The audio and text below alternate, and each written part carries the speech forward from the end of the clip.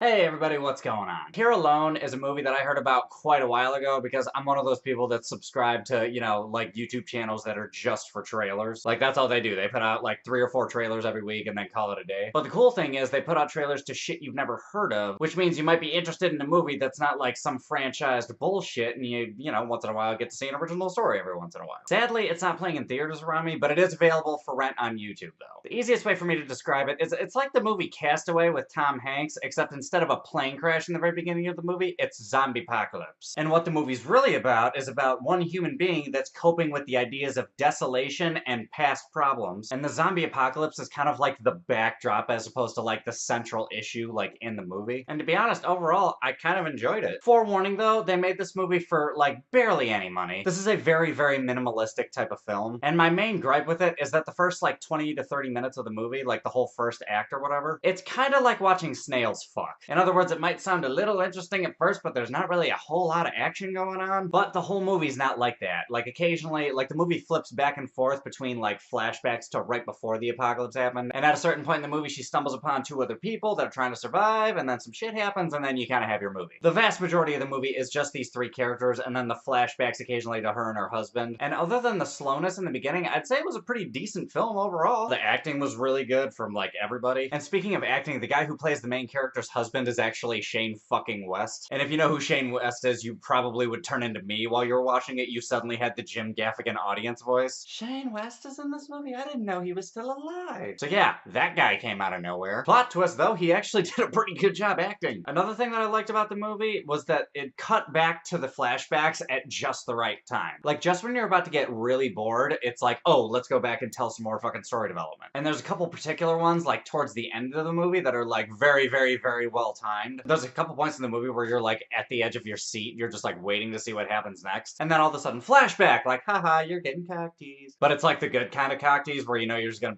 get a payoff in the third act. And also, some people might see this as a negative, but I personally don't. There's honestly not a lot of zombies in the movie. The fact that it's post-apocalyptic takes a total back seat and they don't just shove all that shit in your face. Like, it's not like a Walking Dead ripoff. And I don't mean that in a bad way because I fucking love The Walking Dead. But at the same time, it's really nice to see a zombie movie not focus on the zombies. It's about these 3 characters and how they relate to one another and how they connect with each other and how they differ from one another. It's like an unfamiliar character study with a familiar backdrop, and I haven't seen a movie like that, so I was pretty intrigued, personally. However, I have to say that probably my favorite thing about this movie is that this movie is not for dumb people. This isn't one of those movies that just spoon feeds you everything. Like, this isn't one of those movies that's like, oh, hey, we gotta state the obvious just in case the audience doesn't get it. Instead, this movie's like, no, we're gonna see who's dumb and who's not. Like, if you don't understand about people's body language when they speak to one another, you're not gonna understand what's going on in a particular scene. Or if you don't know how to attract things in the wilderness, you're not gonna understand this scene. Like, it's almost some parts are just kind of like testing you to see whether or not you're a moron, but in reality, it's just to see if you're paying attention. And you do have to pay attention to the subtleties behind this movie. And I thought the ending was pretty strong. However, there was one part of the ending that I'm not totally sure if I agree with or not. And it's not that I didn't like it, it's just like from a narrative, like writing, like story kind of thing. I'm just not sure if the last minute or 2 of the movie is consistent with the character traits that were presented throughout the movie. You kind of have to see the movie to know exactly what I'm talking about, so I'm just gonna cut it off right there before I ruin it for anyone. And that being said, I thoroughly enjoyed the movie. It's a bit slow in the beginning, but as soon as you get over that half-hour hump, it actually turns into a pretty good movie that you actually, like,